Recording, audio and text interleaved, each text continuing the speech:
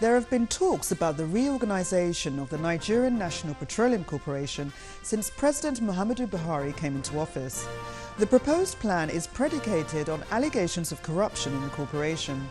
Part of the reform involves the restructuring of the state-owned oil firm, which has drawn various reactions. This week's edition of the programme looks at the plight of the NNPC unbundling.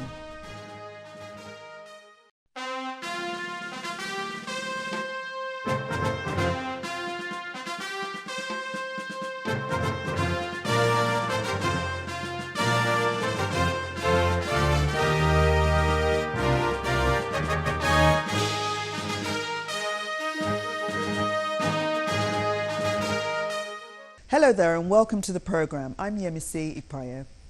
Nigerians have witnessed a drama between the federal government and the workers' union in the nation's oil and gas sector over the proposed restructuring of the state-owned oil company. While the government is insisting that the proposed reform is aimed at bringing efficiency to the sector, the workers are insisting that the plan will lead to downsizing. We'll bring you more of that in the interview segment. But up ahead, within the next 1 week, we're going to be announcing some really major overhaul of the system. The federal government announced a major restructuring in the oil and gas sector when the Minister of State for Petroleum named 7 units created from the NNPC. Take a listen. The administration of President Muhammadu Buhari has consistently insisted on reforming the Nigerian National Petroleum Corporation. The reform is aimed at combating alleged corruption in the system and abuse of its present structure in the recent past. The Minister of State for Petroleum gave an indication of the impending reform as he told a group of energy experts that the proposed plan would involve a restructuring of the corporation. Within the next 1 week, we're going to be announcing some really major overhaul of the system, one that hasn't been done in over 20 years. The effect of that will be to, quite frankly, unbundle such a huge company into 4 to 5 main operational zones: the upstream sector, the downstream, the midstream, the refining. We're also unbundling the subsets of this corporation to close to about 30 independent companies with their own managing directors. And so titles like group executive directors, which you have been used to over the last 20 years, are going to disappear. And in place of that, you're going to have chief executive officers. Under the new structure, 7 operational units have been created. The new units are upstream, downstream, gas and power, refineries, ventures, corporate planning and services, and finance and accounts. Each of the units are headed by a chief executive officer. What followed was industrial action by oil workers. The same structure that was dropped is now back in disguise, with only change in nomenclature. We therefore demand for a review of the unbundling process of NNPC by calling on all stakeholders for a roundtable discussion and proper analysis of all items. Even before we embark on strike, there were queues everywhere.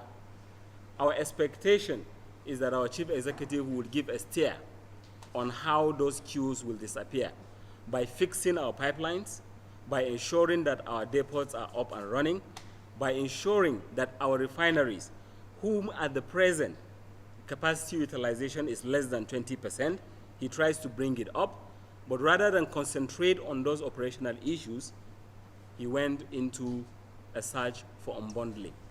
Whilst the workers downed tools, businesses and commercial activities were worst hit as cars lined up at petrol stations. Electricity generation also dropped to an all-time low of 1,580.6 megawatts.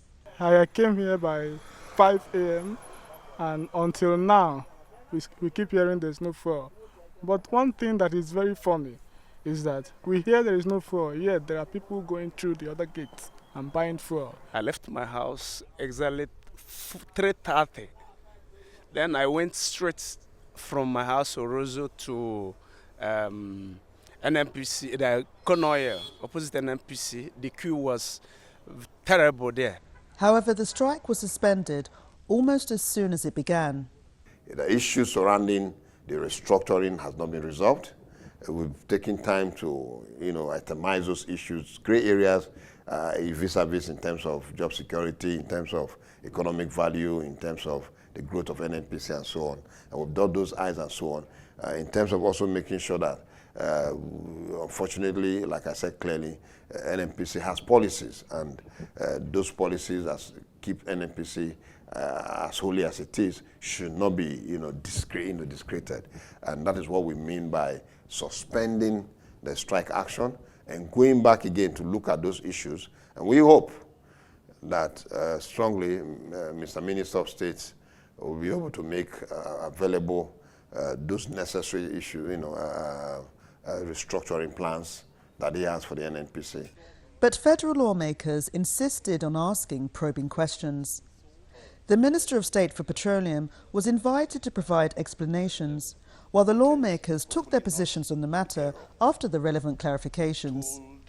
We were worried that he might be acting against the law, but having looked at the law with him, we found out that he did not contravene the law. Of course, we appreciate the fact that it's a good idea to try to see how you can make NNPC a profit-oriented company.